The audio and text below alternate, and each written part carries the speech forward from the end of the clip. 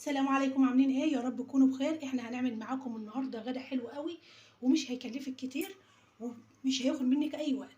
احنا معانا نص كيلو صدور فراخ. نص كيلو ده احنا هنعمل جنبه قولي شاورما، قولي فراخ بالخضار.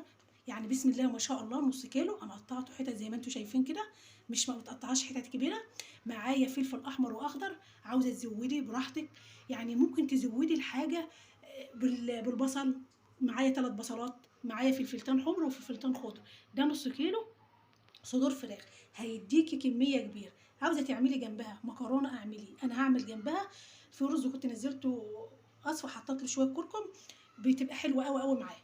انا ان شاء الله زي ما قلت لك براحتك خالص، اعملي مكرونه تاكلوها بعيش، مفيش اي مشكله، اهو تغيير وغدا مش هياخد مننا اي وقت. احنا هنبدا الاول. طينا الزيت، انا سخنت الزيت، لازم تسخنيه قوي عشان الفراخ عشان الفراخ ما تنزلش ميتها، لازم تديها صدمه الاول.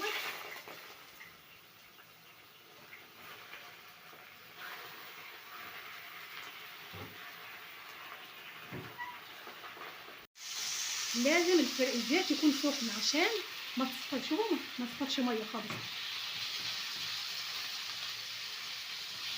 تبقى حلوه قوي جنب الرز الاصفر. انا كنت منزلاه معاكم قريب، يعني قلت عشان برضو ما ارجعش انزله تاني وتقولوا ان انا كنت عاملاه قريب. انا عملت شويه رز حلوين كده، ان شاء الله هناكل الفراخ دي جنبها، او نقول فراخ يعني بتاع شاورما بالرز الاصفر. في ناس ما بتحبش تقف في المطبخ كتير، فدي من ضمن الحاجات اللي ما بتخليش الواحده تقف في المطبخ كتير. احنا كده خلاص هنحط البصل. بسم الله اهو، تفضلي تقلبي لغايه ما البصل يدبل معاكي كده. البصل خلاص، هنحط البهارات بتاعتنا. معايا بهار فراخ، نحط معلقه. معايا فلفل اسمر برده معلقه صغيره. معايا بابريكا اهي. معايا بقى حته الشطه الحلوه ديت. انا ما عملتش الكميه كلها لان حراق قوي، فمش هينفع ان انا احط كله. نحط الملح عشان ما ننساهوش اهو. بسم الله، هتقلبي وبعد كده هنحط معاه الفلفل.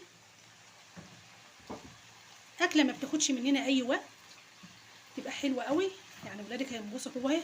كل ولادنا بيحبوا الحاجات دي. احنا دلوقتي كده خلصناها وحطينا لها البهارات، ان شاء الله تسوي ونرجع لكم تاني. كده احنا خلصنا.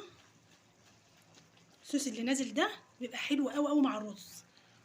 هي كده استوت خلاص اهي. صراحه شويه يعني عملت كميه حلوه. وده الرز اهوت. بسم الله اهوت. برضو الرز ده طعمه حلو قوي قوي مع الفراخ دي. كده احنا خلصنا الاكله الحلوه ديت. شويه رز حلوين، وعملنا من نص صدر فرخه. بسم الله ما شاء الله، احلى غدا. ويا رب يعجبكم الفيديو، والسلام عليكم ورحمه الله وبركاته.